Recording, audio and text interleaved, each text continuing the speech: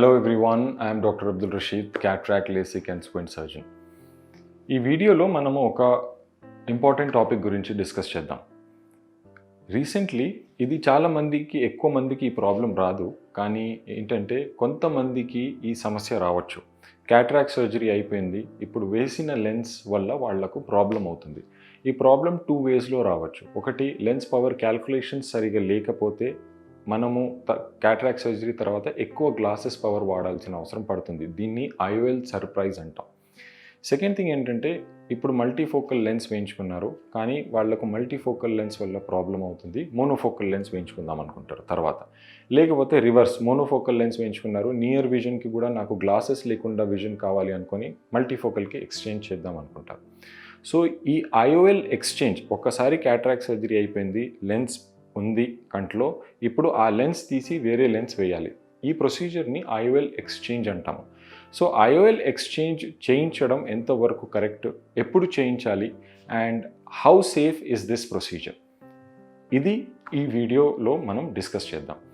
First of all, IOL exchange ఎప్పుడు చేస్తాము అంటే, క్యాటరాక్ట్ సర్జరీ చేసినప్పుడు మనం లెన్స్ ఇంప్లాంట్ చేస్తాం. ఒకవేళ లెన్స్ ప్రాపర్గా ప్లేస్లో లేకపోతే, ఎక్కడైనా డీసెంటర్ అవుతుంటే, ప్రాపర్ సెంట్రేషన్ లేకుండా, అది ఉండాల్సిన ప్లేస్లో లేకుండా ఎక్కడైనా డీసెంట్రేషన్ అవుతున్నా, మూవ్ అవుతున్నా, కరెక్ట్గా విజువల్ యాక్సిస్లో లేకపోతే, అప్పుడు మనము ఐఓఎల్ ఎక్స్చేంజ్ చేస్తాం.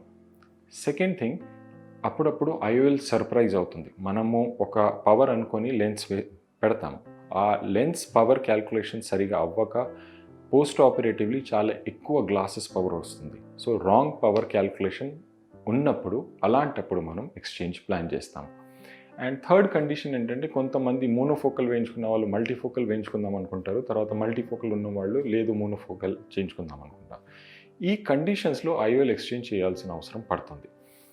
ఫస్ట్ కండిషన్లో ఏంటంటే, this is a must condition. Cataract surgery అయింది, lens is not in the place, అది జారుతుంది, తర్వాత దానివల్ల వచ్చే కాంప్లికేషన్స్ని అవాయిడ్ చేయడానికి మనము లెన్స్ ఎక్స్చేంజ్ చేస్తాము. So that is permitted, that is a very good reason to do an IOL exchange. Second thing ఏంటంటే, ఐఓఎల్ సర్ప్రైజ్ ఉన్నప్పుడు, చాలా ఎక్కువ పవర్ వేరియేషన్ ఉన్నప్పుడు, రాంగ్ పవర్ క్యాల్కులేషన్ అయినప్పుడు, అలాంటప్పుడు కూడా మనం ఐఓఎల్ ఎక్స్చేంజ్ చేయొచ్చు. ఐఓఎల్ ఎక్స్చేంజ్ చేసేటప్పుడు how safe is the procedure is our question. మనము క్యాటరాక్ట్ సర్జరీ చేసిన తర్వాత చేసేటప్పుడు లెన్స్ బ్యాగ్లో పెడతాం. ఆ బ్యాగ్ చుట్టూ, ఆ బ్యాగ్లో మనం పెట్టినప్పుడు కొన్ని రోజుల తర్వాత ఆ బ్యాగ్ కాంట్రాక్ట్ అవుతుంది.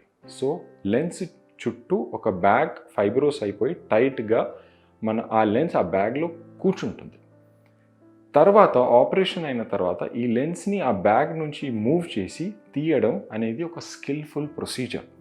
It is not as easy ఒక నార్మల్ ప్రొసీజర్. మీరు క్యాటరాక్ట్ సర్జరీ 10 నిమిషాల్లో అయిపోతుంది ఈ మధ్య, ఇప్పుడున్న టెక్నాలజీస్తో, ఇప్పుడున్న సర్జన్స్కి ఉన్న స్కిల్స్తో. బట్ ఒక ఐఓఎల్ని తీసి మళ్ళీ ఇంకో ఐఓఎల్ ఎక్స్ప్లాంట్ చేసి ఇంకో ఐఓఎల్ ఇంప్లాంట్ చేయడం, that is a skilful procedure that requires time, that requires skill of a surgeon, that also requires experience. And ఈ ప్రొసీజర్లో ఎంత ఎక్స్పీరియన్స్ ఉన్నా, ఎంత స్కిల్ ఉన్నా సర్జన్కి, ఎంతో కొంత ఈ బ్యాగ్ మొత్తం మూవ్ అయ్యే ఛాన్సెస్, ఈ బ్యాగ్ డిస్లొకేట్ అయ్యే ఛాన్సెస్ ఈ ప్రొసీజర్లో ఉంటాయి. సో ఈ రీజన్, ఇది మైండ్లో పెట్టుకొని డాక్టర్స్ ఏంటంటే అడ్వైస్ చేసేటప్పుడు we always have this in our mind. So unnecessarily IOL exchange అనేది అవాయిడ్ చేస్తాం.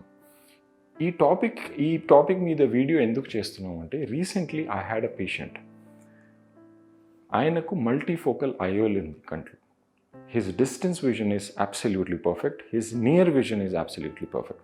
కానీ కంప్యూటర్ డిస్టెన్స్ ఉంది, అండ్ ఆయన డ్రైవ్ చేసేటప్పుడు డాష్ బోర్డ్ చూడడంలో మైల్డ్గా బ్లరీగా ఉంది. ఆ మైల్డ్ బ్లరీనెస్ని, ఆ మైల్డ్ డిస్కంఫర్ట్ని ఆయన, టు అవాయిడ్ దట్ డిస్కంఫర్ట్, ఆయన ఆ మల్టీఫోకల్ లెన్స్ తీయించి మళ్ళీ ట్రైఫోకల్ లెన్స్ వేయించుకుందామని చెప్పి వచ్చారు నా దగ్గరికి. I have advised him against that procedure. ఎందుకు అంటే, ఒక perfectly done surgery, perfectly centred multifocal IOL ఉన్నప్పుడు, అందులో మనం బ్యాగ్ని మ్యానిపులేట్ చేసి ఆ లెన్స్ తీసి మళ్ళీ ట్రైఫోకల్ లెన్స్ వేసినప్పుడు, ఆ ట్రైఫోకల్ లెన్స్ పర్ఫెక్ట్గా సెంటర్ అవుతున్న గ్యారంటీ ఏ సర్జన్ ఇవ్వలేరు. అండ్ ఆ ప్రొసీజర్ చేసేటప్పుడు ఉన్న పర్ఫెక్ట్ లెన్స్తో పాటు బ్యాగ్ కూడా మూవ్ అయ్యే ఛాన్సెస్ ఉంటాయి.